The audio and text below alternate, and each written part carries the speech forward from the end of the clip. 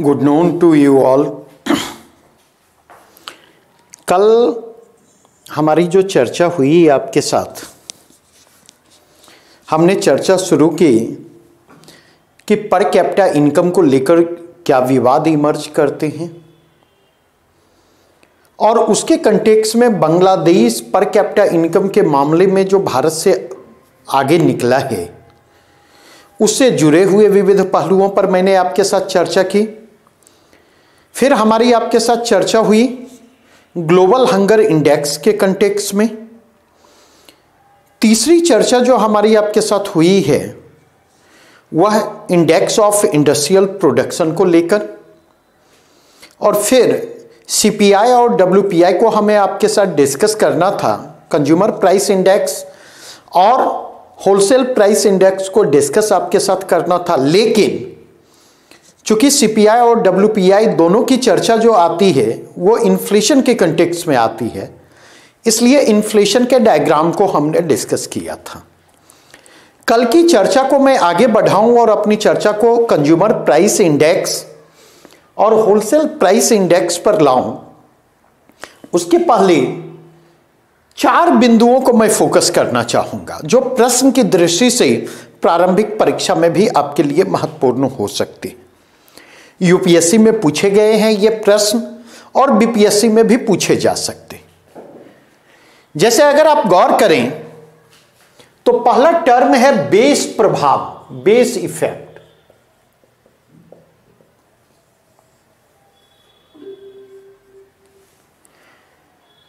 Base effect किसको कहते?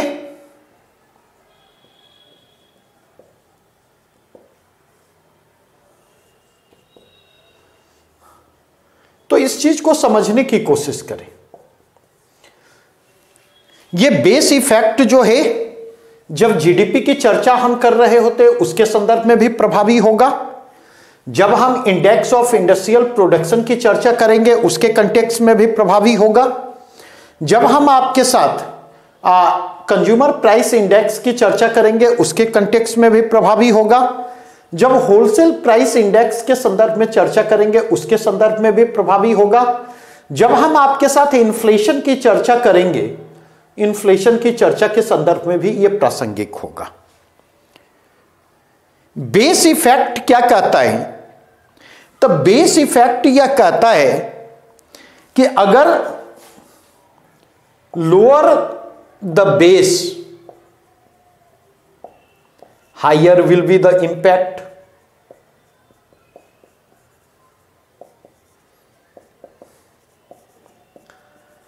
Lower the base, higher will be the impact, and higher the base, lower will be the impact.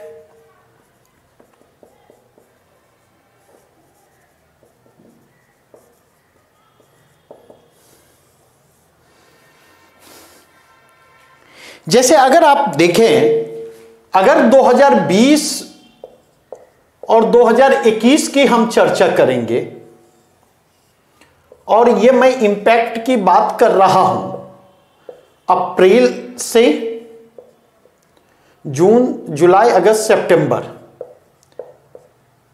अप्रैल से सितंबर तक के quarter की चर्चा हम करेंगे। अगर 2021 में चर्चा कर रहे होंगे तो आपको यह पता है कि 2020 के अप्रैल से सितंबर महीने के दौरान जीडीपी इकोनॉमिक ग्रोथ रेट के कंटेक्स्ट में देखें, इंडेक्स ऑफ इंडस्ट्रियल प्रोडक्शन के कंटेक्स्ट में देखें, इस पर कोविड संकट और लॉकडाउन के कारण क्या होता, लॉकडाउन के कारण आप देखेंगे तो इन दोनों में गिरावट की स्थिति दिखाई पड़ती है। और गिरावट की स्थिति का मतलब यह है कि यहां पर निगेटिव ग्रोथ की स्थिति दिखाई पड़ती है। और निगेटिव ग्रोथ का मतलब क्या हुआ? इकोनॉमिक ग्रोथ का बेस श्रिंक करता है, इंडेक्स ऑफ इंडस्ट्रियल प्रोडक्शन का बेस श्रिंक करता है। तो 2021 में अप्रैल से सितंबर के दौरान चाहे आप इंडेक्स ऑफ इंडस्ट्रियल प्रोडक्शन की माप करें, चाहे इकोनॉमिक ग्रोथ रेट की माप करें, चूंकि ये माप इसके सापेक्ष होगी। 2020 अप्रैल से सितंबर 2020 के दौरान भारतीय अर्थव्यवस्था या औद्योगिक क्षेत्र का प्रदर्शन कैसा रहा, इसके सापेक्ष इसकी माप होगी। और यह बेस ईयर का यह यहां पर जो है वो कहीं ना कहीं इसको बेस बना करके उस चीज को मापा जाएगा। इसलिए स्वाभाविक तौर पर इकोनॉमिक 2021 के अप्रैल से सितंबर के दौरान जो है मामूली वृद्धि भी अगर होगी तो मामूली वृद्धि का जो प्रभाव होगा वो क्या होगा, आंकड़ों में उच्च मामूली वृद्धि का भी उच्च प्रभाव परिलक्षित होगा। और जब इस मामूली वृद्धि का उच्च प्रभाव परिलक्षित होगा तो ऐसी स्थिति में सरकार यह क्लेम करेगी कि देखिए कोविड पीरियड के दौरान या उसके बाद हमने कितना बेहतर काम किया है कि अर्थव्यवस्था बहुत तेजी से रिकवर कर रही है। इसको बेस इफेक्ट को आप आसानी से एक उदाहरण के जरिए समझ सकते हैं। और वह उदाहरण क्या है, तो बेस इफेक्ट को एक उदाहरण के जरिए बेहतर तरीके से समझा जाता, जैसे स्टूडेंट ए है और स्टूडेंट बी है। पहली छमाही परीक्षा जो है और फिर वार्षिक परीक्षा, यह दूसरी छमाही जो है। अब अगर आप जाकर के देखें तो पहली छमाही में स्टूडेंट ए को 80 अंक आए और स्टूडेंट बी को अगर आप देखें तो स्टूडेंट बी को 40 अंक आए हैं। दूसरी छमाही में अगर आप जाकर के देखें तो दूसरी छमाही में स्टूडेंट ए को 88 अंक आए और स्टूडेंट बी को अगर आप देखें तो 48 अंक आए। इसको थोड़ा सा समझने की कोशिश करेंगे। अब अगर देखें, आपको यह बतलाना हो कि सुधार की स्थिति में क्या दिखाई पड़ता। सुधार की दृष्टि में देखेंगे, इस सुधार को हम अंक के परिप्रेक्ष्य में देखेंगे तो आप देखेंगे तो 8 अंक का सुधार ए में भी दिखाई, ए के प्रदर्शन में भी दिखाई पड़ता और 8 अंक का सुधार जो है बी के प्रदर्शन में भी दिखाई पड़ता। लेकिन जैसे परसेंटेज के फॉर्म में देखेंगे तो बी के परफॉर्मेंसेज में अगर आप देखें तो 32% का सुधार परिलक्षित होता है, जबकि ए के प्रदर्शन में आप देखेंगे 10% का सुधार परिलक्षित होता हुआ आता।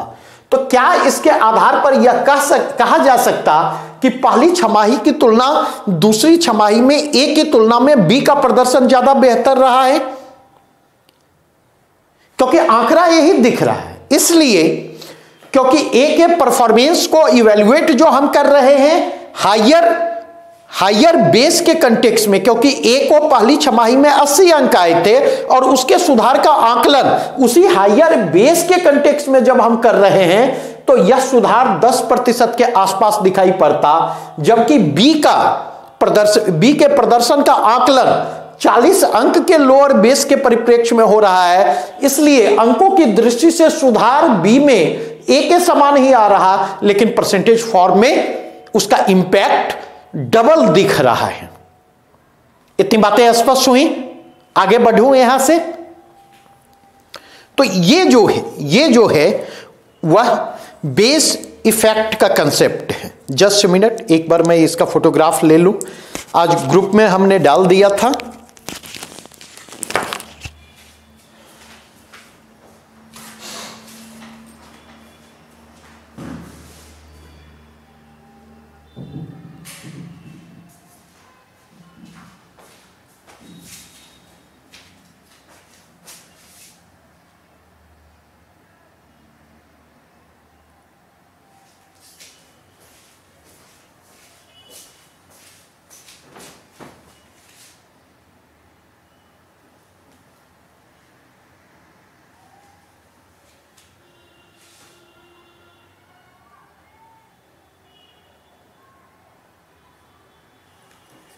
अब वापस आता हूं मैं। दूसरा टर्म जो डिस्कस करना था मुझे, कल मैंने आईआईपी की चर्चा की थी और आईआईपी की जो चर्चा की थी तो उसमें एक नया फैक्ट जो आप ऐड ऑन कर लेंगे कि इंडेक्स ऑफ इंडस्ट्रियल प्रोडक्शन को एक बार फिर से रिव्यू करने की बात चल रही है। और currently index of industrial production के लिए जो बेस ईयर है वो बेस ईयर 2011-12 जो है उस बेस ईयर को बदल करके 2017-18 करने के प्रश्न पर विचार हो रहा है। और सरकार ने इस बात के संकेत दिए हैं कि दैट मे बी पॉसिबल 2021 तक आते आते इस बेस ईयर में इंडेक्स ऑफ इंडस्ट्रियल प्रोडक्शन के बेस ईयर में भी संशोधन किया जाएगा। यहां पर इस बात को ध्यान रखेंगे, बेस ईयर में चेंजेज की जरूरत क्यों महसूस होती है? तो बेस ईयर में चेंजेज की जरूरत महसूस होती है सटीक आंकड़ों को प्राप्त करने के लिए, नंबर 1। नंबर 2, बेस ईयर में परिवर्तन की आवश्यकता इसलिए भी पड़ती है क्योंकि समय के साथ अर्थव्यवस्था में संरचनात्मक परिवर्तन होते हैं, स्ट्रक्चरल चेंजेज आते हैं समय के साथ। और अगर अर्थव्यवस्था में स्ट्रक्चरल चेंजेज आते हैं समय के साथ तो उस स्ट्रक्चरल चेंजेज को इनकॉर्पोरेट करने के लिए भी बेस ईयर में परिवर्तन की आवश्यकता महसूस होती है। अर्थात समय समय में पर बेस ईयर में परिवर्तन किया जाता ताकि आंकड़े जो हैं वो वास्तविक स्थिति को दर्शा सकें। क्लियर? 2 और टर्म है जिसकी चर्चा होनी चाहिए थी कल। एक टर्म है इकोनॉमिक स्लोडाउन,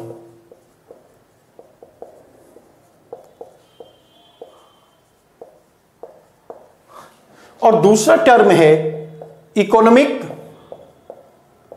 रिसेशन।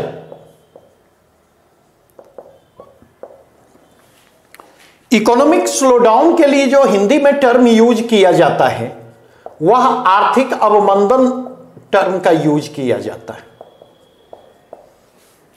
और इकोनॉमिक रिसेशन के लिए जो टर्म यूज किया जाता वह टर्म यूज किया जाता है आर्थिक मंदी।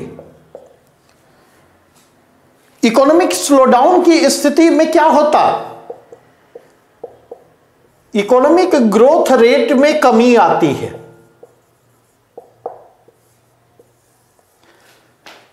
आर्थिक समृद्धि दर में कमी आती है। और अगर आप इकोनॉमी के रिसेशन में देखें तो इकोनॉमी के रिसेशन में क्या होता?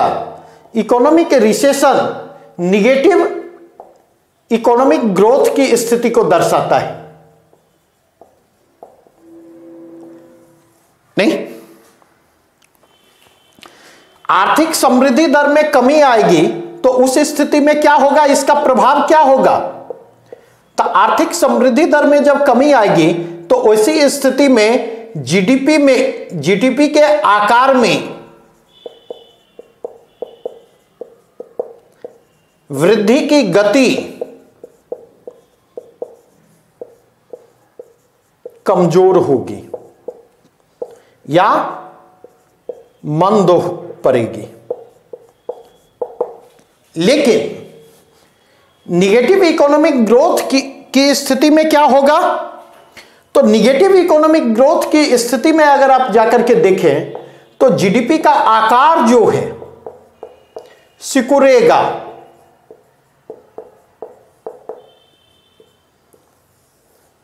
जीडीपी का आकार सिकुड़ेगा, श्रिंकेज इन जीडीपी की स्थिति दिखाई पड़ेगी।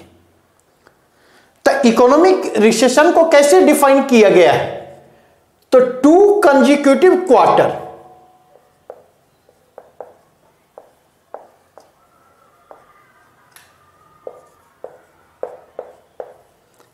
दो कंसेक्यूटिव क्वार्टर में निगेटिव इकोनॉमिक ग्रोथ रेट इसका संकेतक है। अर्थात लगातार 2 तिमाही में अगर आर्थिक समृद्धि की दर नकारात्मक है, लगातार 2 तिमाही में आर्थिक समृद्धि दर अगर नकारात्मक है तो उस स्थिति में कहेंगे कि आर्थिक मंदी आ चुकी है। और अगर आप देखें तो भारतीय अर्थव्यवस्था, अब इस टर्म की चर्चा हमने क्यों की, तो इंडियन इकोनॉमी को देखें तो इंडियन इकोनॉमी को आप देखेंगे तो अप्रैल से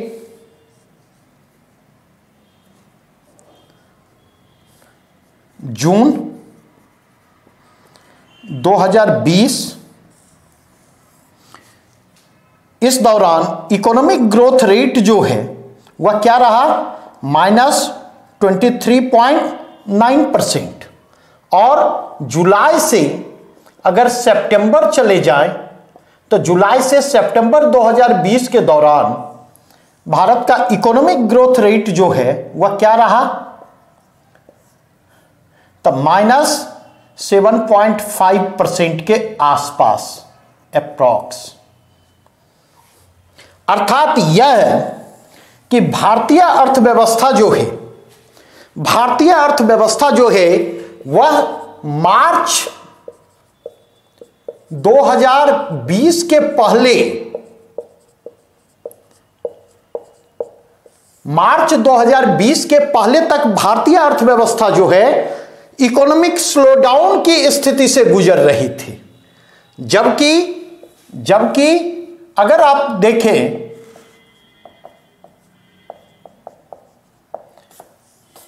अप्रैल 2020 से भारतीय अर्थव्यवस्था जो है वह इकोनॉमिक स्लोडाउन जो है वह इकोनॉमिक स्लोडाउन इकोनॉमिक रिसेशन में कन्वर्ट होता हुआ दिखाई पड़ता और वर्तमान में भारतीय अर्थव्यवस्था आर्थिक मंदी की अवस्था से गुजर रही है। क्लियर? कोई डाउट इसमें है? अगर है तो पूछ लें।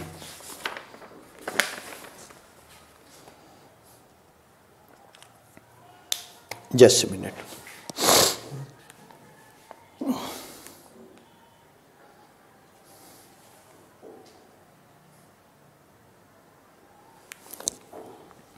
हमेशा ये इस बात को ध्यान में रखें कि हर प्रश्न का एक कंटेक्स्ट होता है। प्रश्न के उस कंटेक्स्ट को अगर समझेंगे तो एक चीज को डिस्कस करने के क्रम में कई सारी चीजें उसके अंतर्गत उस डिस्कशन में समाहित होती चली जाती हैं।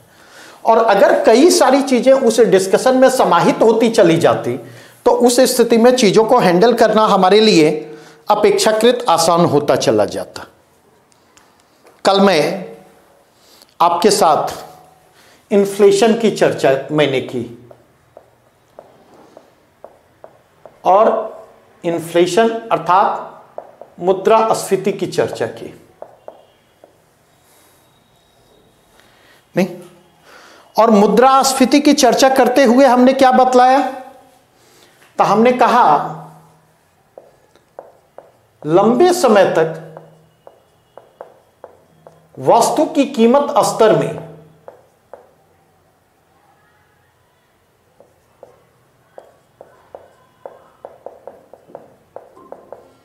वस्तु की कीमत स्तर में होने वाली निरंतर वृद्धि या क्या कहलाती है, तो लंबे समय तक वस्तु की कीमत स्तर में होने वाली निरंतर वृद्धि जो है वह मुद्रास्फीति कहलाती है। और अगर इस कंटेक्स्ट में देखें तो मुद्रास्फीति को जो मापा जाता है वो दो तरीके से मापा जाता। एक WPI अर्थात थोक कीमत सूचकांक,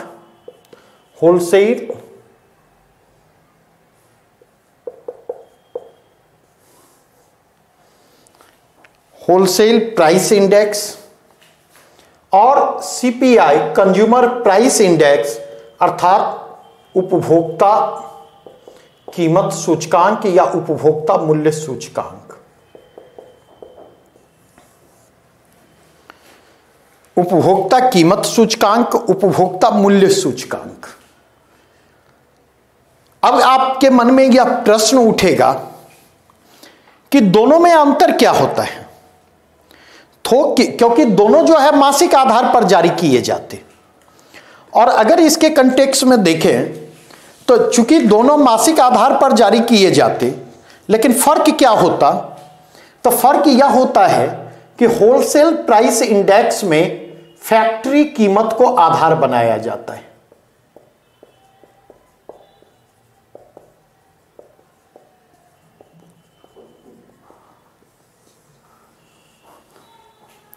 ठीक है, जबकि कंज्यूमर प्राइस इंडेक्स में अगर आप जाकर के देखें तो कंज्यूमर प्राइस इंडेक्स में फैक्ट्री कीमत के साथ साथ किसको आधार बनाया जाता?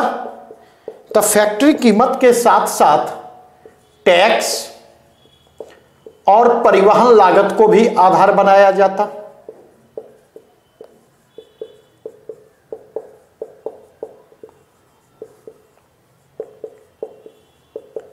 और चूंकि कंज्यूमर प्राइस इंडेक्स में फैक्ट्री कीमत के साथ साथ टैक्स और ट्रांसपोर्टेशन को भी इंक्लूड किया जाता, ट्रांसपोर्टेशन कॉस्ट को भी इंक्लूड किया जाता है, इसलिए अगर देखें तो आम जनजीवन पर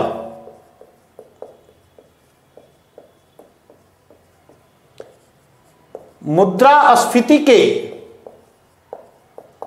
वास्तविक प्रभाव को कौन दर्शाएगा?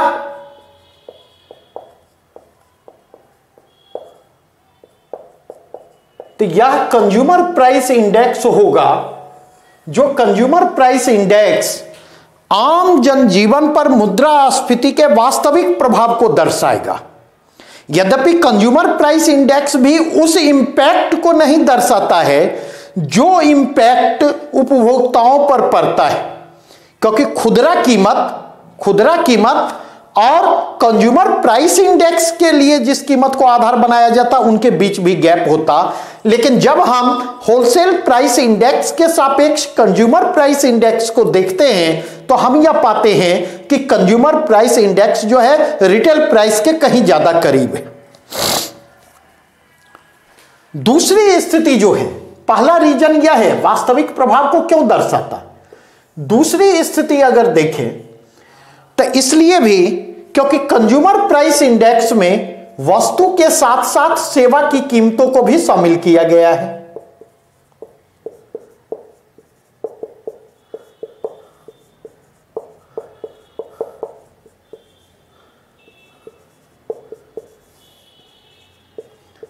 और जब हम कहते हैं वस्तु के साथ साथ सेवा की कीमतों को भी शामिल किया गया है तो शिक्षा, स्वास्थ्य आदि भी शामिल इसमें होते हैं। शिक्षा, स्वास्थ्य आदि भी शामिल होते हैं। जबकि अगर आप होलसेल प्राइस इंडेक्स में जाकर के देखें तो होलसेल प्राइस इंडेक्स में सेवाओं का आकलन नहीं होता, सेवाओं को शामिल नहीं किया जाता, जबकि उपभोक्ता वस्तुओं के साथ साथ सेवाओं का भी उपभोग करता है। तीसरा कंटेक्स्ट अगर आप जाकर के देखें तो जो आपको कंज्यूमर प्राइस इंडेक्स है वह कंज्यूमर प्राइस इंडेक्स अर्थात जो उपभोक्ता मूल्य सूचकांक है रोजमर्रा के जीवन से कहीं अधिक संबंधित है।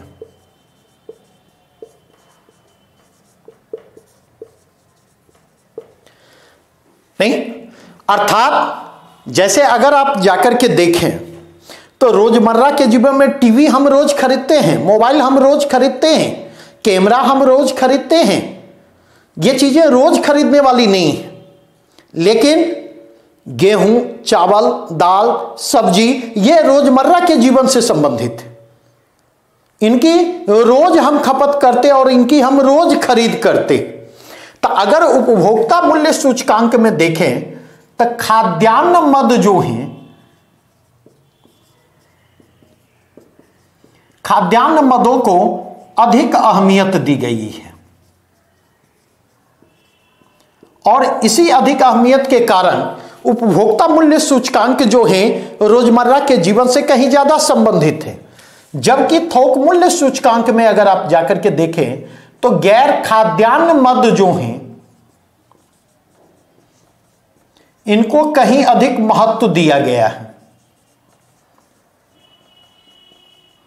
और चूंकि इनको गैर खाद्यान्न मदों को यहां पर कहीं अधिक महत्व दिया गया है, इसलिए अगर आप देखें तो ये होलसेल प्राइस इंडेक्स जो है रोजमर्रा के जीवन से कहीं अधिक से उतना संबंध नहीं है इनका।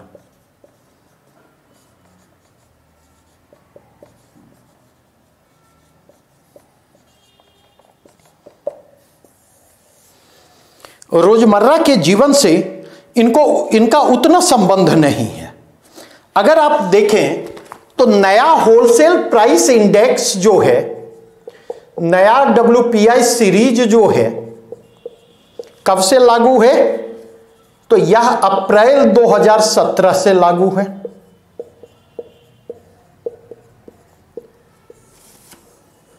और अगर इसके कंटेक्स्ट में देखें, नए होलसेल प्राइस इंडेक्स के कंटेक्स्ट में अगर आप जाकर के देखें तो आप क्या पाते हैं? पहली चीज आप पाते हैं कि यह मासिक आधार पर जारी किया जाता, और यह मासिक आधार पर जो जारी किया जाता है तो हर माह की 14 तारीख को। दूसरा, अगर होलसेल प्राइस इंडेक्स को देखें तो इसके लिए जो आधार वर्ष है, आधार वर्ष 2011-12 है। तीसरा, अगर मदों के भारांश को देखें, अगर मदों के भारांश को आप देखें तो यहां पर देखेंगे खाद्यान्न मद जो हैं इनका भारांश जो है वह 24.38% है। प्राथमिक मद जो हैं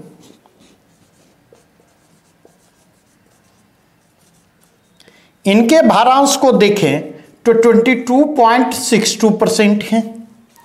अगर ईंधन, विद्युत एवं ऊर्जा को देखें, ईंधन, विद्युत एवं ऊर्जा को देखें तो इनका जो भारांश है, इनका भारांश आपको 13.15 है।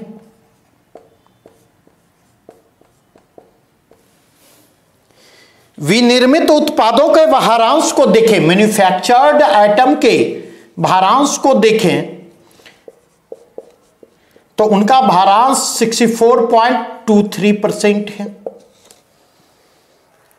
तो इनमें देखें तो उपभोक्ता मूल्य सूचकांक में आपने क्या देखा, होलसेल प्राइस इंडेक्स में आपने क्या देखा कि जहां विनिर्मित उत्पादों का भारांश 64.23% है, वहीं पर खाद्यान्न मदों का जो भारांश है 24.38% है। अगर इसके सापेक्ष होलसेल प्राइस इंडेक्स को देखें तो होलसेल प्राइस इंडेक्स भी कई प्रकार के होते हैं। जैसे आप देखेंगे औद्योगिक श्रमिकों के लिए होलसेल प्राइस इंडेक्स होता, एक कृषि श्रमिकों के लिए होता जिसके लिए AL शब्द का, एग्रीकल्चरल लेबर शब्द का इस्तेमाल होता। दूसरा जो होता है, नहीं, ग्रामीण क्षेत्रों के लिए, इसके लिए टर्म यूज होता RL, रूरल लेबरर, ग्रामीण श्रमिकों के लिए। तीसरा जो होता है वह होता है औद्योगिक श्रमिकों के लिए।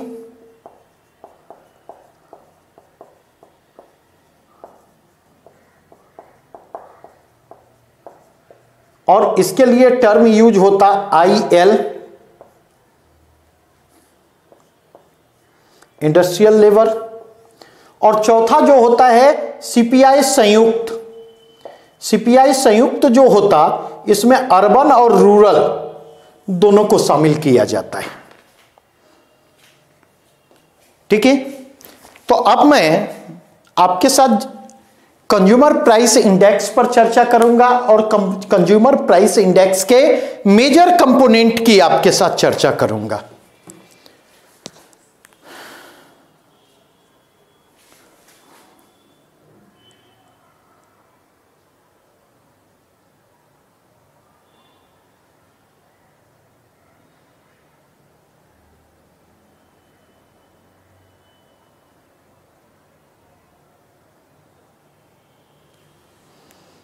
चलिए,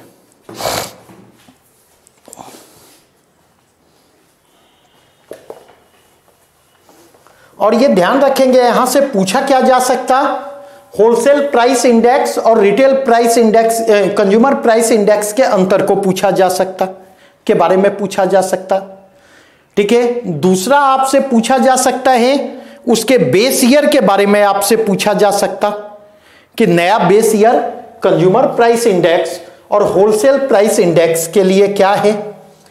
तीसरा जो यहां से प्रश्न आपसे पूछा जा सकता कि कंज्यूमर होलसेल प्राइस इंडेक्स में और कंज्यूमर प्राइस इंडेक्स में क्या अंतर है। चौथा प्रश्न यहां से पूछा जा सकता कि होलसेल प्राइस इंडेक्स और कंज्यूमर प्राइस इंडेक्स में इन्फ्लेशन के आम उपभोक्ताओं पर, महंगाई के आम जनजीवन पर जो प्रभाव होते हैं, उन प्रभावों को निम्न में से किसके द्वारा दर्शाया जाता है, कौन इसके प्रभावों को दर्शाता है। आपसे यह पूछा जा सकता कि होलसेल प्राइस इंडेक्स में किस कीमत को आधार बनाया जा सकता, कंज्यूमर प्राइस इंडेक्स में किस कीमत को आधार बनाया जा सकता। आपसे प्रश्न पूछा जा सकता है होलसेल प्राइस इंडेक्स में किस प्रकार के मदों का भारांश ज्यादा है, कंज्यूमर प्राइस इंडेक्स में किस प्रकार के मदों का भारांश ज्यादा है। क्लियर। अब मैं आता हूं उपभोक्ता मूल्य सूचकांक।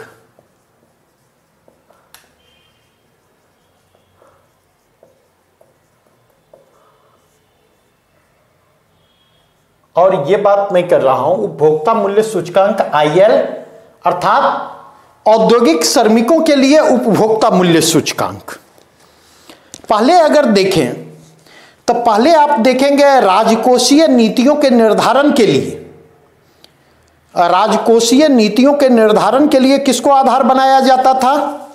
तो राजकोषीय नीतियों के निर्धारण के लिए आप देखेंगे तो पहले थोक मूल्य सूचकांक को आधार बनाया जाता था, लेकिन अब अगर देखें तो अब आप पाएंगे कि होलसेल प्राइस इंडेक्स की जगह जो है महंगाई भत्ते के निर्धारण के लिए, महंगाई भत्ते के निर्धारण हेतु, नंबर 1। नंबर 2, दूसरा अगर देखें, नहीं, खुदरा मूल्यों के गणना के लिए,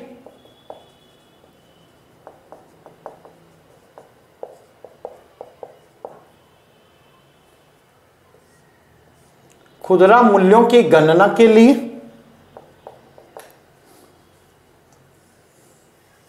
नंबर 3,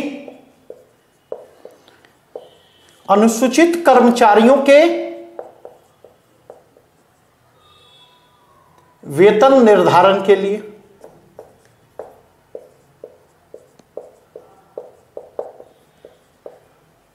किसका इस्तेमाल होता, और ये जो कह रहा हूं महंगाई भत्ते के निर्धारण के लिए, ये दोनों संदर्भ में, ये सरकारी कर्मचारियों का संदर्भ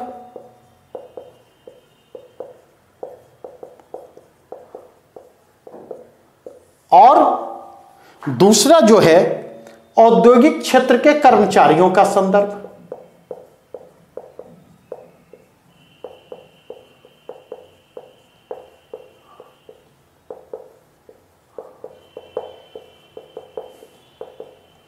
इन तमाम कार्यों के लिए किसका इस्तेमाल होता है। तो इन तमाम कार्यों के लिए अगर आप जाकर के देखें तो इन तमाम कार्यों के लिए आप देखेंगे उपभोक्ता मूल्य सूचकांक इंडस्ट्रियल जो है इसका इस्तेमाल होता है, इंडस्ट्रियल लेबर का इस्तेमाल होता। अब उपभोक्ता मूल्य सूचकांक के संदर्भ में कब परिवर्तन किया गया है, तो अक्टूबर 2020 में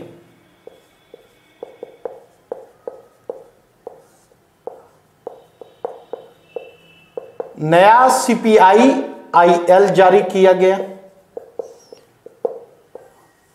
और नया जो consumer price index industrial labour जारी किया गया है, तो उसके लिए आधार वर्ष जो है परिवर्तित किया गया। पहले आधार वर्ष 2001 था, अब सन 2001 की जगह पर सन 2016 को आधार वर्ष के रूप में स्वीकार किया गया। नया आधार वर्ष 2016 स्वीकार किया गया है।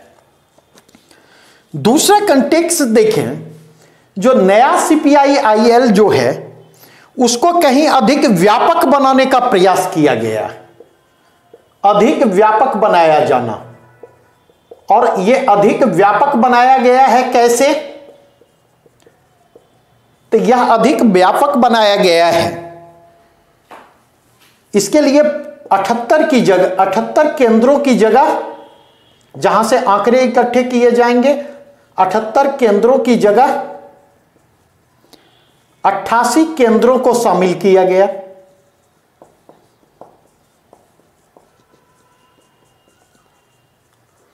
और इन 88 केंद्रों से पहले जहां आप देखेंगे 289 चयनित बाजार थे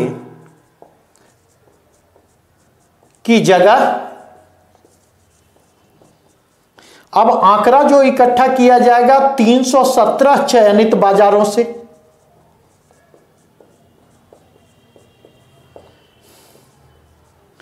और तीसरी चीज देखेंगे कि अब CPI-IL जो है इसके दायरे में 25 राज्य की जगह 28 राज्य आएंगे। ये तीन जो परिवर्तन किए गए हैं, ये तीनों परिवर्तन किस ओर संकेत करते हुए आते हैं? तो कहीं ना कहीं ये तीनों परिवर्तन यह बतलाते हैं कि जो नया सीरीज है CPI-IL का, consumer price index industrial level का जो नया सीरीज है उसको कहीं अधिक व्यापक बनाने की कोशिश की गई है। और गणना की पद्धति में आधार वर्ष में ही परिवर्तन नहीं किया गया, बल्कि गणना की पद्धति में भी परिवर्तन किया गया है। और गणना पद्धति में परिवर्तन क्या किया गया? तो अंकगणितीय माध्य की जगह, अंकगणितीय माध्य AM अरिथमेटिक मीन की जगह जो है ज्यामितिक माध्य को अपनाया गया है।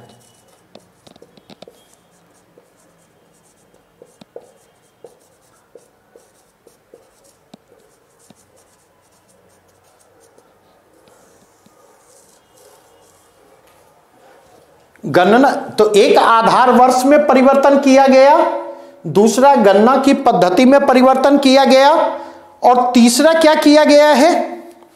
तो तीसरा कंटेक्स्ट परिवर्तन नए CPI-IL में देखेंगे, मदों के भारांश में भी परिवर्तन किया गया है।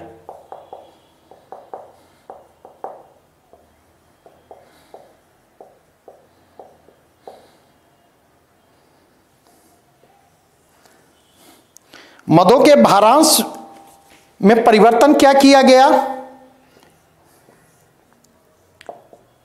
तो गैर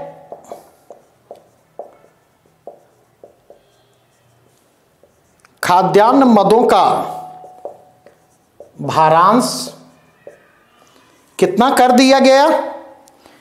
तो 23.26% से बढ़ाकर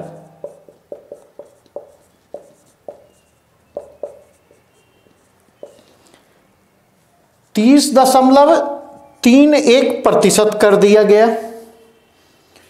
खाद्यान्न मदों का भारांश क्या किया गया?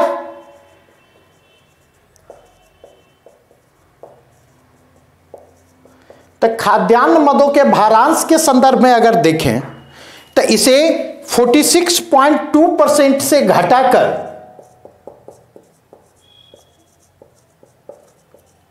कितना कर दिया गया?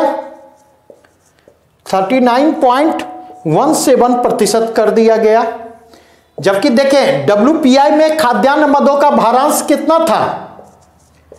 होलसेल प्राइस इंडेक्स में इनका भारांश 22% के आसपास था, जबकि यहां पर इनका भारांश क्या है? पहले 46% था, अब उस भारांश को घटा करके कितना कर दिया गया, 39% कर दिया गया। और एक और तीसरी चीज की गई कि हर 5 साल पर नियमित बदलाव की बात की गई। नियमित समीक्षा एवं बदलाव की बात की गई। आधार वर्ष में, और दूसरा बदलाव क्या होगा, मदों के भारांश में।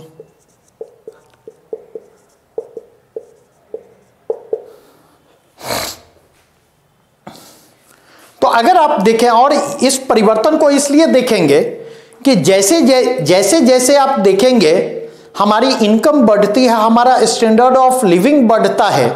आप अगर देखें वस्तुओं के साथ खर्च का रुझान जो है खाद्यान्न मदों की बजाय खाद्यान्न मदों से गैर खाद्यान्न मदों की ओर बढ़ता चला जाता, अर्थात खाद्यान्न मदों पर खर्च कम होता जाता, गैर खाद्यान्न मदों पर खर्च जो है वो कहीं ना कहीं बढ़ता चला जाता। वस्तुओं के उपभोग पर खर्च में कमी का रुझान दिखाई पड़ता और सेवाओं के उपभोग का अनुपात खर्च में बढ़ता चला जाता। तो इसी कंजम्पशन पैटर्न को ध्यान में रखते हुए कंज्यूमर प्राइस इंडेक्स में मदों के भारांश में ये निम्न परिवर्तन किए गए हैं। क्लियर?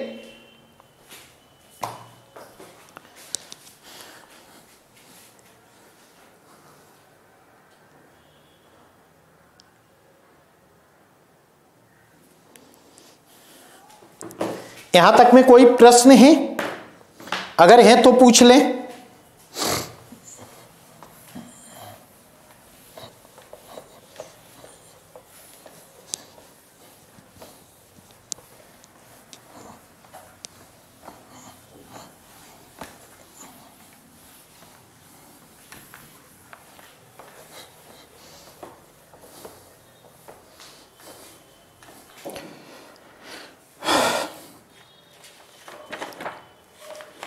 नेक्स्ट अगर हम मूव करें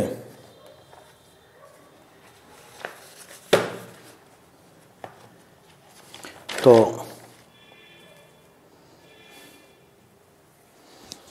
यहां तक में कोई प्रश्न है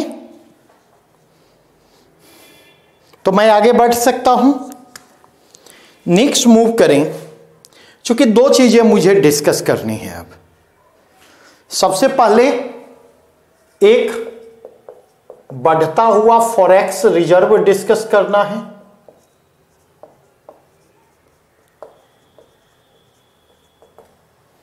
एक यह डिस्कस करना होगा, और दूसरा बाह्य वित्त प्रेषण को डिस्कस करना है।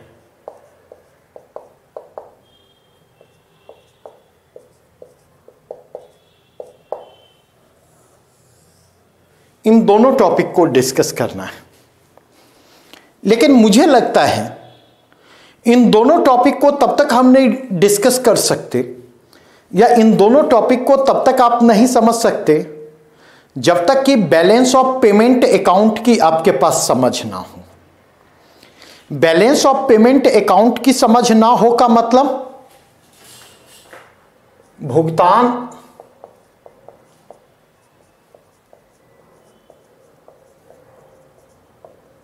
संतुलन खाता,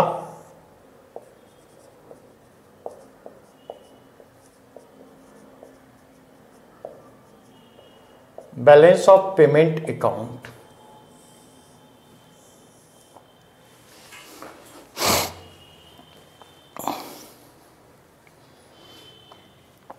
अब अगर आप देखें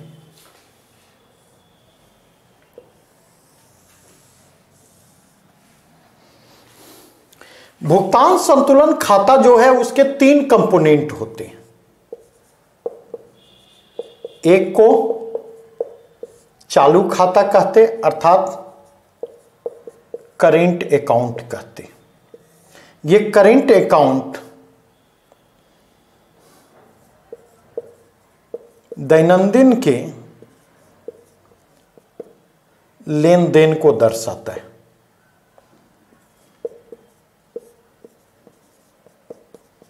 दैनंदिन के लेन देन को दर्शाता का मतलब किसके लेन देन? तो भारत के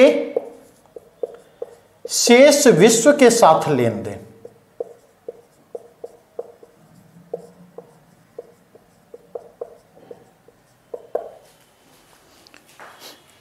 दूसरा खाता जो है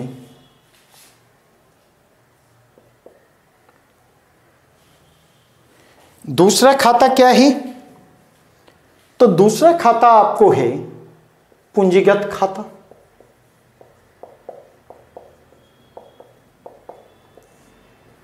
जिसको कैपिटल अकाउंट कहते। और तीसरा जो है वह है forex reserve.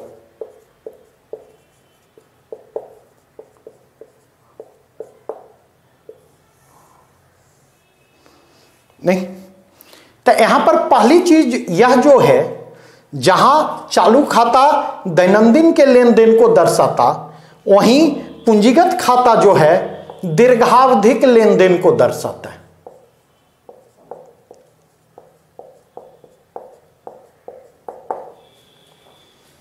Long term transaction जो होते भारत के शेष दुनिया के साथ, उसको पूंजीगत खाता दर्शाता है। और यह ध्यान रखेंगे, चालू खाता जोड़ पूंजी खाता यह प्रोपोर्शनल जो है फॉरेक्स रिजर्व, अर्थात current account plus capital account, ये क्या होगा? समानुपाती होगा फॉरेक्स रिजर्व के। अर्थात अगर इन दोनों का योग सकारात्मक होगा, पॉजिटिव होगा, तो फॉरेक्स रिजर्व में वृद्धि होगी, और अगर इन दोनों का योग नकारात्मक होगा तो फॉरेक्स रिजर्व में कमी आएगी। तो इसलिए मैंने कहा कि अगर भारत का फॉरेक्स रिजर्व बढ़ रहा है तो किस कारण से बढ़ रहा है, अगर आप इस बात को समझ रहे हैं तो अगर इस अकाउंट को समझ रहे हैं तो आप इसको बड़ी आसानी से समझ सकते। अब चालू खाते के अंतर्गत क्या क्या आता, जरा गौर करें। तो चालू खाता के अंतर्गत वस्तुओं का आयात निर्यात आता,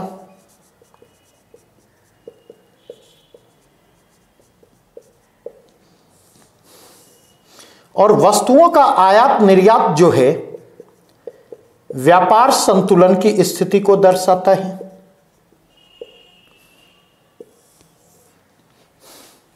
दूसरा,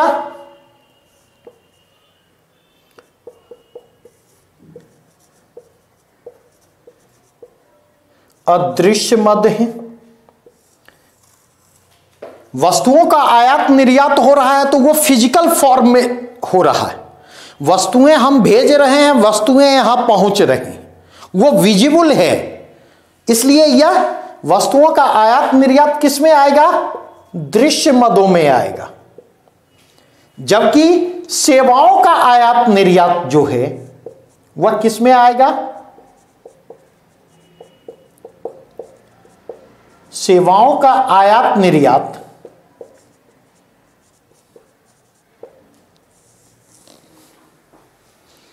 अदृश्य मद में आएगा। दूसरा कंटेक्स्ट देखें, निजी अंतरण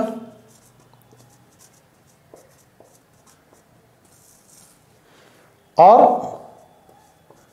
सरकारी अंतरण।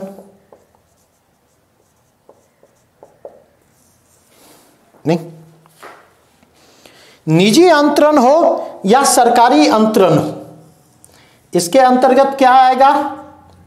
तो इसके अंतर्गत आप जाकर के देखें, अनुदान, ग्रांट जिसको अंग्रेजी में कहते, उपहार, क्योंकि हमेशा ध्यान रखें पूंजीगत खाता में जो लेन देन होगा वह लायबिलिटी नहीं क्रिएट करेगा, वो लायबिलिटी क्रिएट करेगा, अर्थात कल आपको लौटाना होगा, लेकिन चालू खाते में जो लेन देन होगा वो लायबिलिटी क्रिएट नहीं करेगा। ग्रांट को हम यहां पर इसलिए रखते क्योंकि वह ग्रांट लायबिलिटी क्रिएट नहीं करता है, लेकिन सहायता, विदेशी सहायता जो मिलती है वो लायबिलिटी क्रिएट करती है, तो वो पूंजीगत खाते में आ जाएगी। तो अनुदान, उपहार, आगे अगर देखें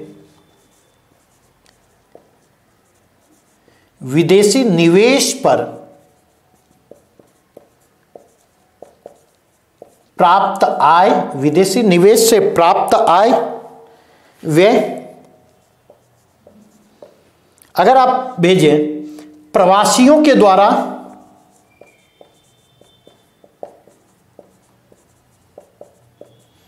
भेजी गई रकम,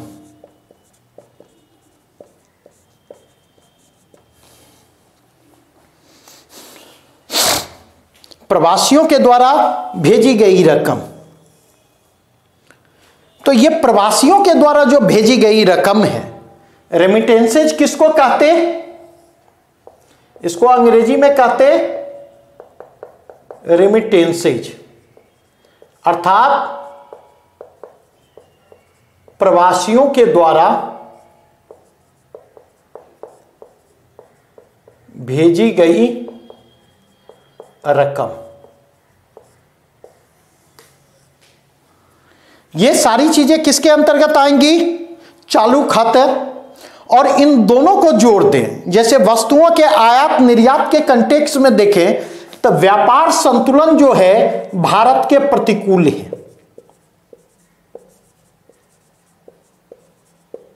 अर्थात ट्रेड अकाउंट जो है हमारा निगेटिव में है, लेकिन अदृश्य मदों का प्रवाह जो है, यह जो है अधिशेष की स्थिति पैदा करता है,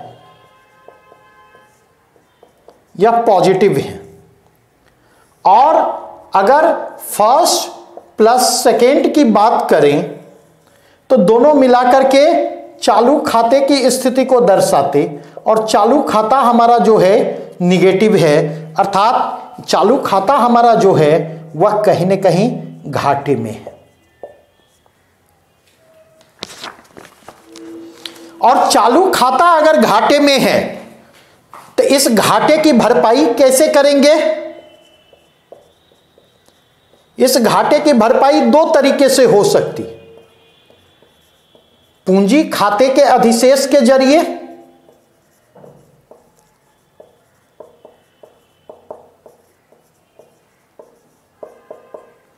और अगर पूंजी खाते में भी उतना सरप्लस नहीं है जो चालू खाते के घाटे की भरपाई कर सके, तो उस स्थिति में इसकी भरपाई हम फॉरेक्स रिजर्व के जरिए करते।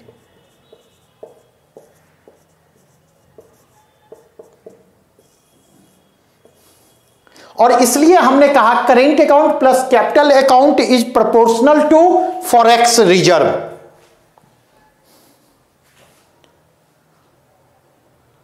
नहीं, आगे बढ़ता हूं एक बार।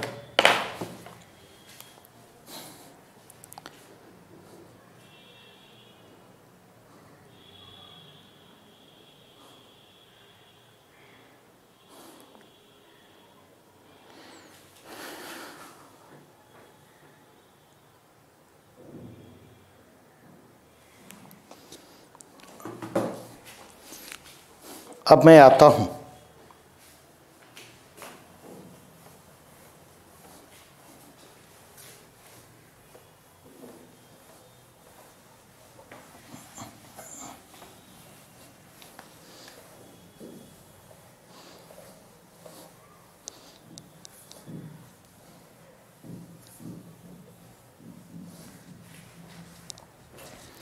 अब वापस आ जाएं। नहीं, पूंजीगत खाते में जाएंगे तो हमने क्या कहा? दीर्घावधिक लेन देन। दीर्घावधिक लेन देन क्या होगा?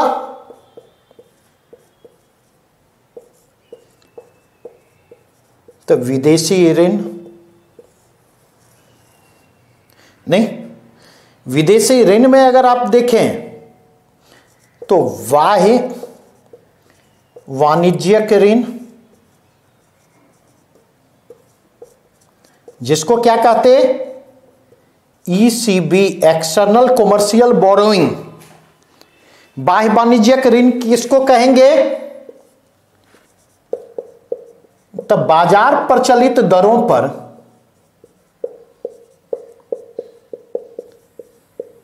जो विदेशी ऋण लिए जाएंगे।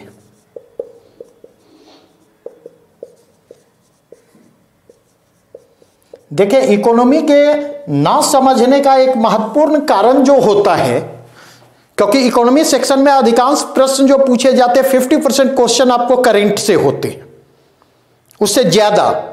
और इकोनॉमी को ना समझने का जो प्राथमिक रीजन मुझे समझ में आता, तो इकोनॉमी को ना समझने का प्राथमिक रीजन यह होता है कि इकोनॉमिक टर्मिनोलॉजी को हम नहीं समझ रहे होते। तो बाह्य वाणिज्यिक ऋण।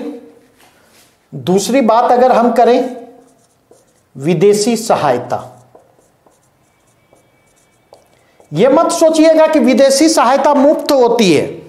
सहायता कहते हैं हम रियायती दरों पर जो ऋण प्राप्त होता, रियायती दरों पर प्राप्त ऋण को विदेशी सहायता कहते हैं। तो विदेशी ऋण इसके कैटेगरी में आ जाएगा नहीं। दूसरा कंटेक्स्ट विदेशी निवेश, और विदेशी निवेश में तीनों आ जाएंगे, FDI फॉरेन डायरेक्ट इन्वेस्टमेंट, दूसरा फॉरेन पोर्टफोलियो इन्वेस्टमेंट।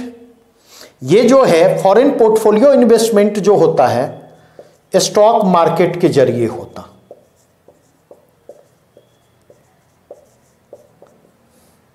FDI जो होता है दीर्घावधिक निवेश होता।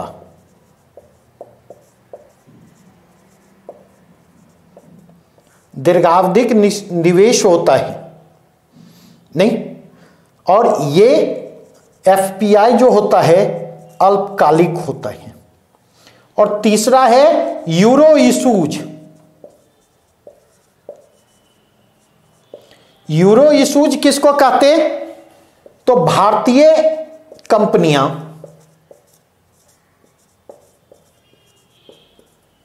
विदेशी बाजारों में शेयर जारी करके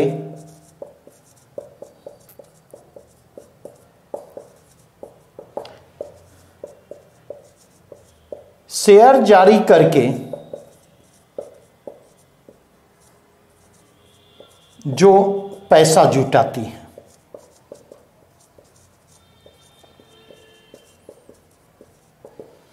जैसे यूरो इशूज में आप देखें ADR, GDR, ये सारे प्रश्न पूछे जा सकते। ADR American depository receipt, ADR कहते अमेरिकन डिपॉजिटरी रिसिप्ट।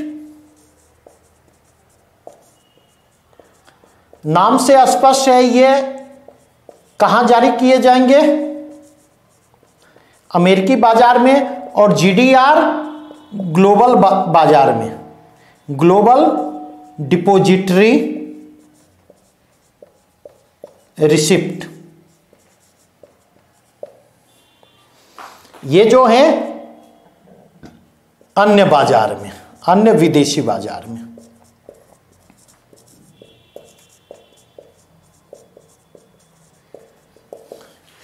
तो विदेशी ऋण इसके अंतर्गत आ जाएगा नहीं।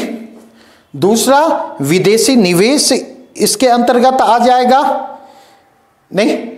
तीसरा कंटेक्स्ट कहें भूमि जैसी गैर वित्तीय आस्तियों की खरीद बिक्री।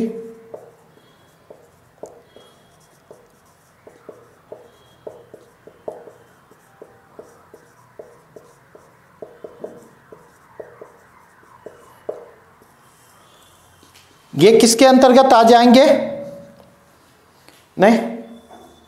चौथा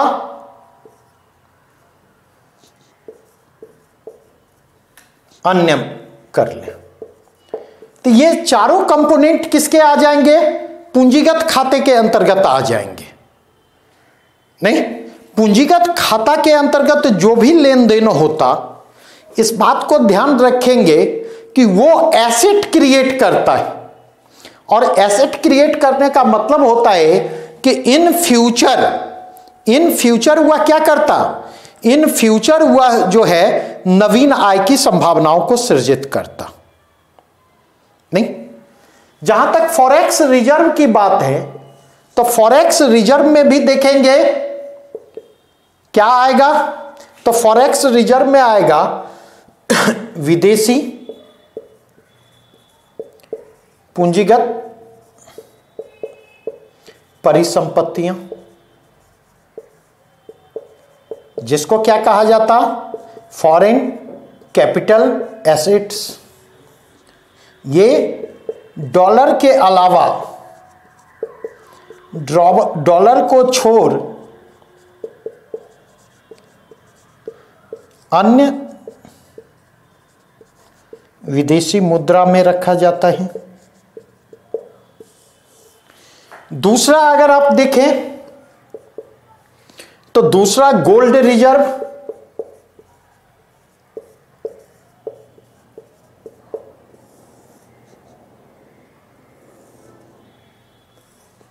तीसरा अगर आप देखें तो स्पेशल ड्रॉइंग राइट, जिसको एसडीआर कहते, और जो आईएमएफ के द्वारा जारी किया जाता। और एसडीआर स्पेशल ड्रॉइंग राइट्स जो आईएमएफ के द्वारा जारी किया जाता है, वह किस एवज में जारी किया जाता? तो उस देश के आईएमएफ कोटे में अंशदान के आलोक में।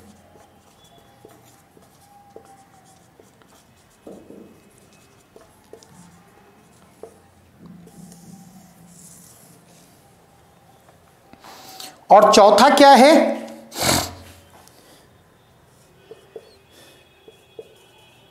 आईएमएफ के पास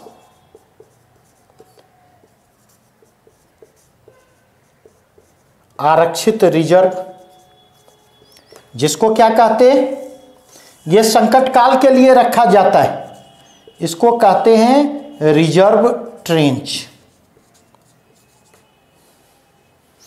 तो ये आपको फॉरेन जो बैलेंस ऑफ पेमेंट अकाउंट है, ये बैलेंस ऑफ पेमेंट अकाउंट के डिफरेंट कंपोनेंट हैं। और अक्सर आप प्रश्नों को पलट करके देखें, इस चीज को आप मान करके चले कि आने वाले समय में बीपीएससी के पैटर्न में चेंजेज होंगे। जैसे मेंस में चेंजेज दिख रहे, उस तरह के चेंजेज आपको प्रारंभिक परीक्षाओं में भी दिखाई पड़ेंगे। और अगर प्रारंभिक परीक्षाओं में वो चेंजेज दिखाई पड़ते, तो उस चेंजेज के लिए आपको अपने आप को तैयार रखना होगा। क्लियर? तो आज यहीं रहने दें। कल इसी चार्ट के बेसिस पर बढ़ते हुए फॉरेक्स रिजर्व की भी व्याख्या करूंगा, बाह्य वित्त प्रेषण पर भी व्याख्या करूंगा, और आगे के टॉपिक को मैं कवर करूंगा। यहां तक में कोई प्रश्न हो तो पूछ लें।